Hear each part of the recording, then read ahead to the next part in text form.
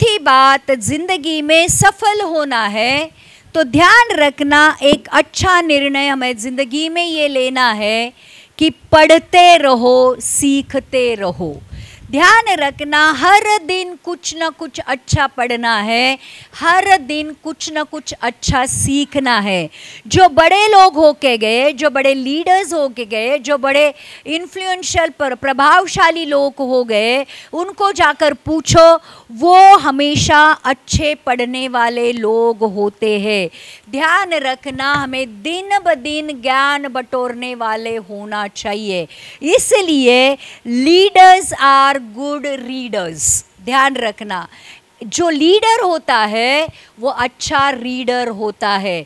तो हर दिन कुछ ना कुछ अच्छा पढ़ना है ताकि हमारे ज्ञान में बढ़ोतरी हो सके। और पौलुस, मूसा, दानियल, ये जो लोग थे ये अच्छे पढ़ने वाले थे, परमेश्वर की व्यवस्था को पढ़ने वाले थे। और इसलिए देखो, परमेश्वर का वचन ये कहता है, यहोशू की किताब का 1 अध्याय का 8वां वचन, जहाँ पर हम सफलता की कुंजी को देखते हैं कि परमेश्वर हमें क्या पढ़ने के लिए कहता है, किसके ऊपर मनन करने के लिए कहता है और किसके अनुसार चलने के लिए कहता है, और वो करने से क्या होता है, परमेश्वर हमें कितने स्पष्ट और सीधे शब्दों में बताता है। देखते हैं। व्यवस्था की यह पुस्तक तेरे चित्त से कभी ना उतरने पाए, तेरे चित्त से कभी उतरने ना पाए। मतलब ये जो किताब है, एक ऐसी जगह रखो कि जब भी आपका मन हो, समय हो, आप उसको पढ़ सको। व्यवस्था की ये किताब कबर्ड में रखने के लिए नहीं दी है। व्यवस्था की ये किताब ऐसी जगह रखने के लिए नहीं दी कि जब भी चाहिए तो ढूंढ सको, ऐसा नहीं है। ये बाइबल ऐसी जगह रखो कि जब भी आपके पास समय है, इच्छा है, आप उसको खोल कर पढ़ सकते हो। तो व्यवस्था की ये किताब तेरे, क्या लिखा है, तेरे चित्त से कभी हटने ना पाए, लिखा है आगे। इसी में दिन रात ध्यान दिए रहना, इसी में दिन रात ध्यान दिए रहना। आज हमारा ध्यान किधर है? अभी मुझे नहीं बोलना है, आज हमारा ध्यान किधर है? हम किसके बारे में दिन रात सोचते रहते, मुझे बताओ। क्या सोचते हैं दिन रात? किन चीजों के बारे में सोचते हैं? क्योंकि जहां तुम्हारा धन है वहां तुम्हारा मन है, और जिस किसी बातों के बारे में आप सोचते हो वहीं पे तुम्हारा धन है। कितने लोग समझ रहे? तो आज किन चीजों के बारे में मनन करते हो? परमेश्वर का वचन कहता है कि परमेश्वर की व्यवस्था की ये किताब को आपको दिन रात मनन करना है। अगर वचन के बारे में मनन करोगे, देखो मैं एक बात आपको समझाती हूं। लोग आत्महत्या कैसे करते हैं? निगेटिव जो विचार होता है उनके मन में आ जाता है, कि तू अच्छी नहीं है, तू बुरी है, तेरे जीने का कोई कारण नहीं है, तू, दुनिया तुझसे प्यार नहीं करती है, अपने तुझे छोड़कर गए हैं, तू क्यों जिंदा है। ये निगेटिव विचार है। अब ये निगेटिव विचार हर एक के मन में आते हैं, सबके मन में आते हैं। अब जो लोग उनके ऊपर मेडिटेट करते हैं, मनन करते हैं हर टाइम पे, मेरे जीने का कोई कारण नहीं, मेरे जीने का कोई मकसद नहीं, मैं मर जाऊं तो अच्छा है, क्यों जिंदा हूं, क्यों पैदा हुई हूं। अब आप इन वचनों के बारे में, इन विचारों के बारे में आप मनन करते रहते हो, और फिर वो एक स्ट्रॉन्ग होल्ड बन जाता है, आपका स्वभाव होने लगता है, और आप फिर मरने के बारे में सोचना ज़्यादा लगते हो बजाय इसके कि आप जीने के बारे में सोचो। आप ये विचार करते हो कि मैं मर जाऊं तो अच्छा है, तो मैं कैसे मरूंगी उसके बारे में विचार करने लगती हूँ। कौन सी मौत मेरे लिए अच्छी रहेगी उसके बारे में सोचना शुरू करते हो, और फिर धीरे धीरे ये जो विचार है आपके मन में इतना ज़्यादा प्रबल हो जाता है कि आप मरने की कोशिश करने लगते हो, और आप एक दिन आत्महत्या करने का निर्णय लेते हो, और कई लोग आत्महत्या कर भी देते हैं। तो प्रियो, जिन चीज़ों के बारे में आप मनन करते हो वही आपकी विचारधारा और वही आपका स्वभाव बन जाता है। और इसलिए परमेश्वर ये कहता है, व्यवस्था की ये किताब तेरे नजर से हटने ना पाए, दिन रात इसमें ध्यान दिए रहना, इसी के बारे में सोचते रहना। अब परमेश्वर ने ये क्यों कहा कि वचन के बारे में सोचो? क्योंकि वचन खुद परमेश्वर है, वो सत्य है, वो जीवित है, वो प्रबल है, जो कहते हैं वो करते हैं। वचन खुद परमेश्वर है। तो जब हम परमेश्वर के बारे में सोचने लगते हैं तो परमेश्वर का स्वभाव हमारे अंदर धीरे धीरे आकर बनने लगता है। वचन में शांति है, वचन में आनंद है, वचन में अनंत काल का जीवन है। वचन प्रियो हमारी जिंदगी में जीवन लेके आता है। हमारे हरेक प्रार्थना का उत्तर वचन में, हमारे हर एक प्रॉब्लम का सॉल्यूशन वचन में है। तो जब हम परमेश्वर के वचन को सिर्फ पढ़ते नहीं है, उसके बारे में दिन रात सोचते रहते हैं, तो आगे का वचन हमारे लिए ये कहता है, इसीलिए कि जो कुछ उसमें लिखा है उसके अनुसार करने की तू चौकसी करे। तो जब वचन के बारे में हम मनन करते हैं तो हम उसके अनुसार करने की चौकसी करते हैं। हम डेलिबरेटली जानबूझकर प्रयत्न करते हैं कि मैं वचन जो कहता है वैसा ही करूं। काफ़ी बार मैंने मेरे खुद के लिए एक चैलेंज लिया था कि परमेश्वर का वचन ये कहता है कि किसी भी बात की चिंता मत करो, परंतु अपने निवेदन, आवेदन, प्रार्थनाएं धन्यवाद के साथ परमेश्वर के सामने उपस्थित की जाए, तब परमेश्वर की शांति जो तुम्हारे समझ से परे है, तुम्हारे हृदय को और विचारों को प्रभु यीशु में सुरक्षित रखेगी। अब मैंने कहा कि प्रभु ये वचन मैंने पढ़ा है, मैंने उसको आत्मसात किया है, मैंने उसको रट्टा लगाया, एक तरह से मैंने उसको ध्यान किया है। और जब भी चिंता आती है मैं इस वचन को दोहराती हूँ।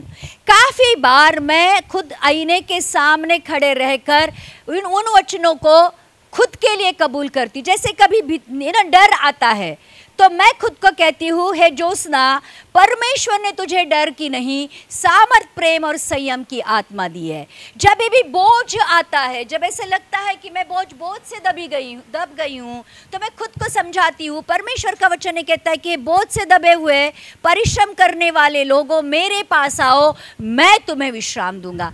तो प्रियो, जब हम परमेश्वर के वचन को लेकर उनको पढ़ते हैं, उनका मनन करते हैं और उनके अनुसार करने की जब चौकसी करते हैं, आप यकीन नहीं करोगे कितना भी वचन हमारे समझ से परे बात करता हो, जो वचन कहता है आपके जीवन में वही होता है।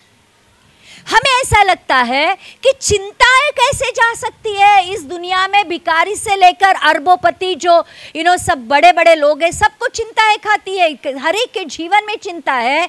और परमेश्वर ये कहता है कि अपने बोझ यहोवा के ऊपर डालो क्योंकि उसको तुम्हारी फिक्र है। और जब हम सही में अपने बोझों को परमेश्वर के ऊपर डालते हैं, प्रियो, उसकी शांति हमारे हृदय में वास करती है। तो जो कुछ भी वचन कहते हैं उनको सिर्फ पढ़ना नहीं है, परंतु उनके अनुसार करना है। अपनी जिंदगी को एक तरह से आदत डालो कि मैं वचन से पढ़ने वाला नहीं, उसके अनुसार चलने वाला बनूंगा। और फिर आगे लिखा है, अगर हम ऐसा करते हो तो परमेश्वर ने 2 आशीषें वहां पे लिखी है, और वही है सक्सेसफुल होने का डिवाइन, आत्मिक, स्वर्गीय 100% प्रूवन फॉर्मूला। वो ये है, क्योंकि ऐसा ही करने से तेरे सब काम सफल होंगे। ऐसा ही करने से, क्या करने से?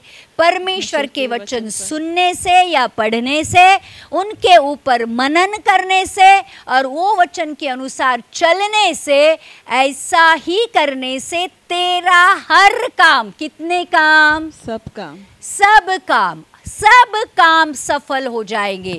अगर आज इस दुनिया में ऐसा कोई भी फॉर्मूला नहीं है, इस दुनिया में कितना भी बड़ा व्यक्ति क्यों न हो, आपको कभी भी ये वादा नहीं कर सकता है कि आपकी जिंदगी का हर काम सफल होगा, परंतु हमारा परमेश्वर गारंटी देता है, हमारा परमेश्वर अथॉरिटी हमारा परमेश्वर पेपर पे लिख के देता है कि वचन सुनोगे, मनन करोगे, उसके अनुसार करोगे तो आपकी जिंदगी का हर एक काम सफल होगा और तो प्रभावशाली होगा। और आप प्रभावशाली होगा। प्रभावशाली का मतलब होता है इन्फ्लुएंसर। लोग हमारी तरफ देखकर हमारी जिंदगी की तरफ देखेंगे और कहेंगे इसको तो टूटना चाहिए था, इसको तो मरना चाहिए था, इसके तो हारना चाहिए था, इसको तो खोना ही नहीं चाहिए था, लेकिन आज ये शांति के साथ, सक्सेस के साथ, कॉन्फिडेंस के साथ खड़ा है। तो इसके जीवन की क्या वजह है? ये जो कुछ भी करता है वो सफल होता है, ये जो कुछ भी बोलता है वही होता है। इसके मुख से निकलने वाले हर एक शब्द को परमेश्वर जिंदा करता है या सक्सेसफुल करता है। इसके जीवन में कुछ तो ऐसा है जो उसको चलाता है, जिसकी वजह से इसके जीवन को जयवंत से भी बढ़कर कहा जा सकता है। ये हारता नहीं है, ये उदास नहीं होता, ये कभी भी पाप में दिखाई नहीं देता है। अगर हमारी जिंदगी की हमें ये गवाही बनानी है तो प्रियो, परमेश्वर ने दिए हुआ ये सक्सेस का फॉर्मूला हमें अपनाना पड़ेगा और उसके लिए वचन पढ़ो, अच्छी किताबें पढ़ो, आपके जीवन में आपको जो प्रोत्साहित करता है ऐसी चीज़ों के बारे में पढ़ो। देखो, जो डिप्रेशन लेके आता है, आप सिर्फ 1 घंटा टीवी देखो, आपको ऐसा लगेगा कि अभी यीशु आज ही आएगा, कुछ नहीं होने वाला है, ये दुनिया नहीं बचने वाली है। लेकिन प्रियो, यीशु मसीह आएगा ज़रूर, लेकिन हमें यीशु मसीह आने से डर नहीं लगेगा, लेकिन यीशु मसीह के आने के लिए हम तैयार हो जाएंगे। तब यीशु मसीह का आना हमारे लिए हमारे प्रॉब्लम, तकलीफ, दुख और मृत्यु से छुड़ाने का एक मार्ग रहेगा। हम यीशु मसीह का स्वागत दिल से आनंद के साथ करेंगे अगर हम वचन में बने रहेंगे तो। कितने लोग समझ रहे? और इसलिए वचन पढ़ो। अगर आपको एक अच्छी आदत और एक अच्छा निर्णय लेना है तो वो निर्णय ये रहेगा कि मैं हर दिन बाइबल पढ़ूंगा, उसके ऊपर मनन करूंगा, उसके अनुसार चलने की चौकसी करूंगा। डेलिबरेटली, जानबूझकर हमें हमारे जीवन में आदत लगानी है। और प्रियो, आप देखोगे अगर ऐसा करोगे, ये बाइबल गवाह है, एक चरवाहा राजा बन गया, एक गुलाम प्रधानमंत्री बन गया, एक मच्छी पकड़ने वाला कलेसियाओं का बनाने वाला बन गया, और ये बाइबल गवाह है, एक अनाथ लड़की राजा की रानी बन गई, यहूद अपने लोगों के लिए छुड़ाने का मार्ग बन गई। और ध्यान रखना, परमेश्वर का वचन जब जिंदगी में लेकर आते हैं और उसके अनुसार चलते हैं, इस दुनिया की कोई भी ताकत आपको हरा नहीं सकती है और ना ही डरा सकती है। आमीन।